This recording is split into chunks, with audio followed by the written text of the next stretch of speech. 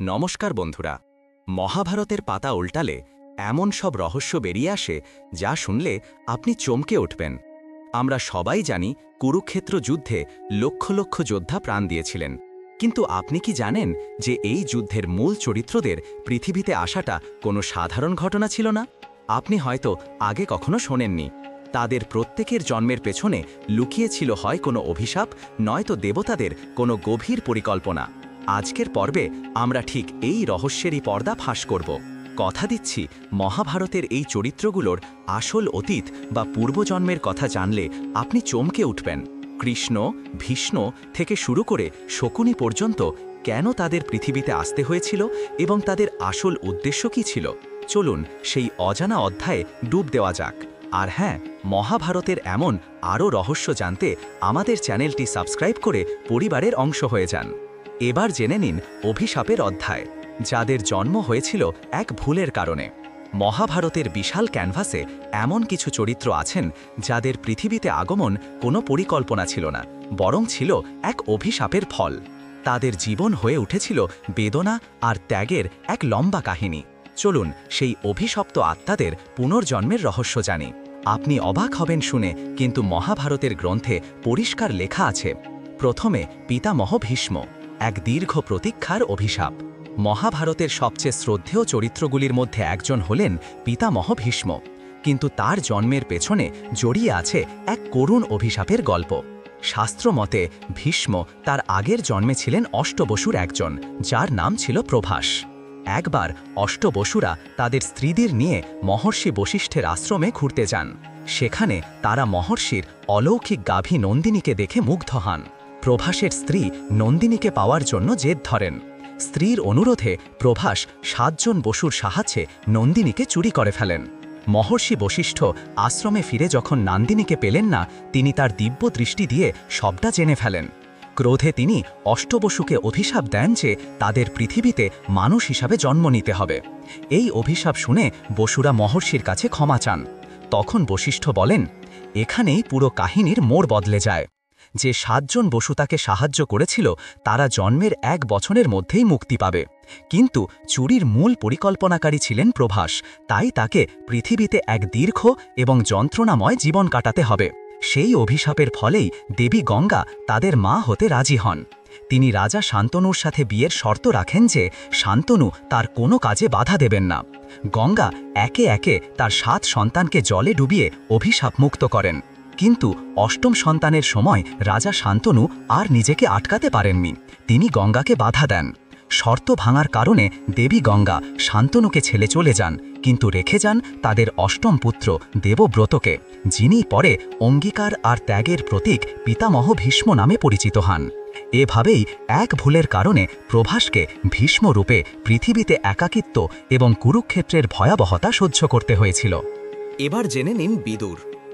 ধর্মের জ্ঞানী, শুনলে অবাক হবেন। এই চরিত্রের জন্ম কোনো সাধারণ ঘটনা ছিল না। মহাভারতের সবচেয়ে জ্ঞানী আর ধর্মপরায়ণ চরিত্র হলেন বিদুর, কিন্তু আশ্চর্যের বিষয় হল এই ধার্মিক মানুষটির জন্মও হয়েছিল এক অভিশাপের কারণে। পুরাণ অনুযায়ী বিদুর ছিলেন স্বয়ং ধর্মরাজ যমের অবতার। একবার মান্ডব্য নামে এক ঋষিকে বিনা দোষে চোর সন্দেহে শুলে চড়ানো হয়েছিল। তপস্যার জোরে তিনি বেঁচে গেলেও এই অন্যায়ের প্রতিবাদ চাইতে তিনি যমরাজের কাছে যান। তিনি যমরাজকে প্রশ্ন করেন কোন পাপের কারণে তাকে এই ভয়ঙ্কর শাস্তি পেতে হলো। যমরাজ জানান, ঋষি ছোটবেলায় খেলার ছলে একটা ফড়িংয়ের গায়ে কাঁটা ফুটিয়েছিলেন। শৈশবের একটা সামান্য ভুলের জন্য এত বড় শাস্তি শুনে ঋষি মান্ডব্য রেগে যান। তিনি যমরাজকে অভিশাপ দেন যে তাকেও পৃথিবীতে এক শূদ্রাণীর গর্ভেতে জন্ম হবে। এই অভিশাপের ফলেই ধর্মরাজ যম হস্তিনাপুরের রাজপ্রাসাদে এক দাসীর পুত্র বিদুর রূপে জন্মগ্রহণ করেন। যদিও তিনি জ্ঞানীগুণে সেরা ছিলেন, তবুও তার জন্ম পরিচয়ের কারণে তিনি সিংহাসনে বসতে পারেননি। এটা সত্যিই এক ট্র্যাজেডি যে স্বয়ং ধর্মের অবতার হয়েও তাকে সারা জীবন পরিচয়ের গণ্ডিতে বাঁধা থাকতে হয়েছে। দৈবী পরিকল্পনা, এটা জানলে আপনার রক্ত হিম হয়ে যাবে। যাদের জন্ম হয়েছে মহাভারতে। মহাভারতের প্রতিটি ঘটনা এক বিশাল কসমিক পরিকল্পনার অংশ। পৃথিবীতে যখন অধর্ম বেড়ে যায় তখন দেবতারা পুনঃপ্রতিষ্ঠার জন্য নিজেদের অংশ বা অবতার পাঠান। পাণ্ডব এবং ভগবান শ্রীকৃষ্ণের জন্ম সেই মায়াবী পরিকল্পনারই অংশ ছিল। এটা কাকতালীয় নয়, এটার পিছনে আছে এক ভয়ঙ্কর কারণ। ভগবান শ্রীকৃষ্ণ স্বয়ং নারায়ণের অবতার।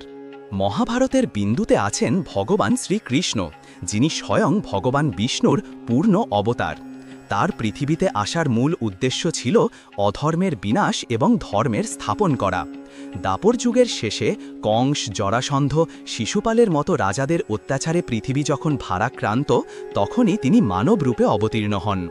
গীতাতে তিনি নিজেই বলেছেন, যদা যদা হি ধর্মস্য গ্লানির্ভবতি ভারত, অভ্যুত্থানম অধর্মস্য তদাত্তং সৃজাম্যহম।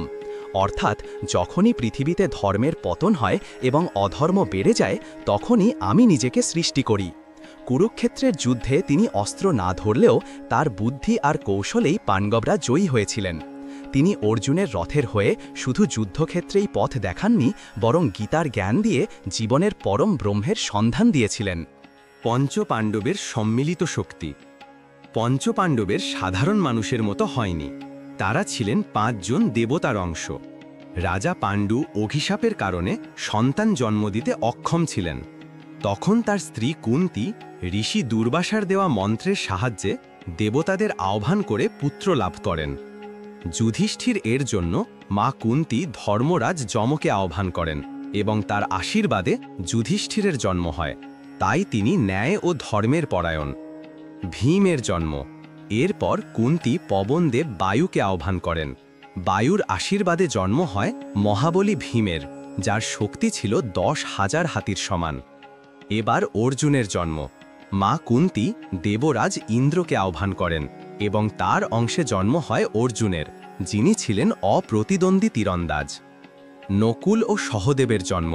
কুন্তী তার মন্ত্রটি পাণ্ডুর অপর স্ত্রী মাদ্রীকে দেন। মাদ্রী অশ্বিনী কুমারদের আহ্বান করেন এবং তাদের আশীর্বাদে যমজ পুত্র নকুল ও সহদেবের জন্ম হয়।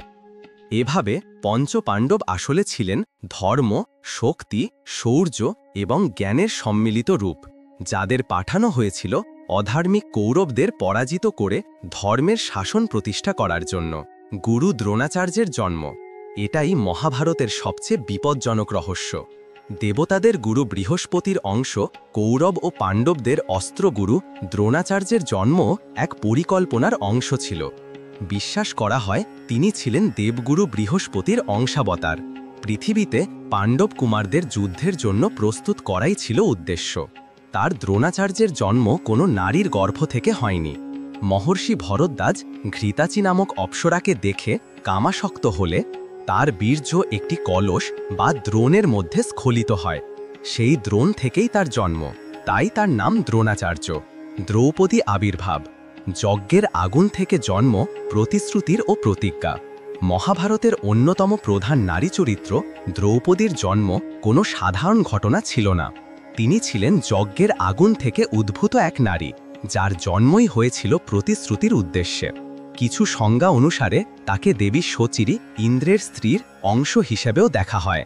দ্রোণাচার্যের কাছে পরাজিত ও অপমানিত রাজা দ্রুপদ এমন এক পুত্র চায় যে গুরু দ্রোণকে হত্যা করতে পারবে এবং এমন এক কন্যা যে কুরু রাজ্যের বধূ হবে। সেই যজ্ঞের আগুন থেকেই প্রথমে ধৃষ্টদ্যুম্ন এবং পরে দ্রৌপদীর জন্ম হয়। এজন্যই তাকে যজ্ঞসেনীও বলা হয়। তার অপমান কুরুক্ষেত্রের যুদ্ধের আগুনকে প্রজ্বলিত করেছিল এবং অন্যায়কারীর পতন নিশ্চিত করেছিল। অশুভ শক্তির পুনর্জন্ম। যুগের বিনাশের প্রতীক। মহাভারতের যুদ্ধ শুধু ভালো আর মন্দের লড়াই ছিল না, এটা ছিল একটা যুগের সমাপ্তি।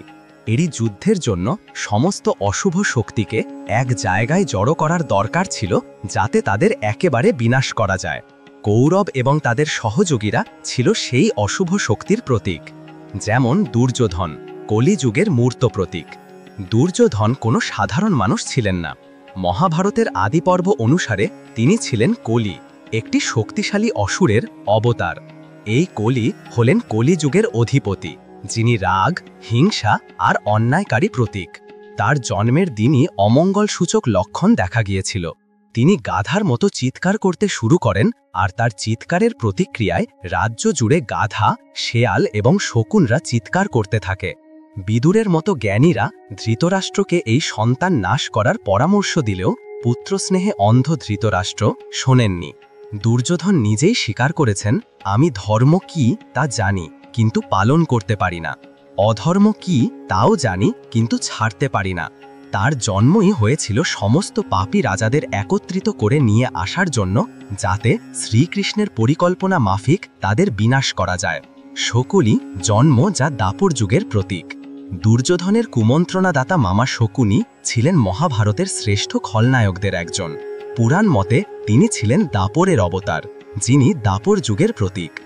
দাপর যুগ হল সেই যুগ যেখানে ছলনা ও ধূতের প্রতি আসক্তি বাড়ে। শকুনির প্রধান অস্ত্রই ছিল পাশা, আর স্বভাব ছিল ষড়যন্ত্র করা। শকুনি, দাপর এবং দুর্যোধন কলি, এই জুটি মহাভারতের বিনাশের মূল কারণ হয়ে উঠেছিল। দুঃশাসন ও অন্যান্য কৌরবেরা।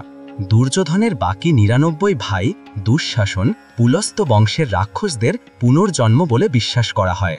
দুঃশাসন, যিনি ভরা সভায় দ্রৌপদীর বস্ত্রহরণের মতো জঘন্য কাজ করেছিলেন, তিনি ছিলেন এই পৈশাচিক প্রবণতার এক ভয়াবহ উদাহরণ। ব্যাসদেবের কৃপায় একটি মাংসপিণ্ড থেকে ঘি ভর্তি ১০০টি কলসিতে তাদের জন্ম হয়, যা তাদের পৈশাচিক প্রকৃতিরই ইঙ্গিত দেয়। কুরুক্ষেত্রে ভীমের হাতে তাদের মৃত্যু পৃথিবীতে পৈশাচিক শক্তির বিনাশের প্রতীক। অশ্বত্থামা ক্রোধ এবং প্রতিশোধের অমর প্রতিমূর্তি। দ্রোণপুত্র অশ্বত্থামার কাহিনী করুণ। বিশ্বাস করা হয় তিনি মহাদেব শিব, যম, কাম এবং ক্রোধের মিলিত অংশ ছিলেন। যুদ্ধের শেষে অশ্বত্থামা রাতের অন্ধকারে পঞ্চপাণ্ডবের ৫ পুত্রকে নৃশংসভাবে হত্যা করেন। এই জঘন্য কাজের শাস্তি হিসাবে ভগবান শ্রীকৃষ্ণ তাকে অভিশাপ দেন যে তিনি ৩০০০ বছর ধরে পৃথিবীতে একাকী হীন ঘা নিয়ে ঘুরে বেড়াবেন, কিন্তু তার মৃত্যু হবে না। এই অমরত্ব তার জন্য আশীর্বাদ ছিল না, ছিল এক ভয়ঙ্কর অভিশাপ।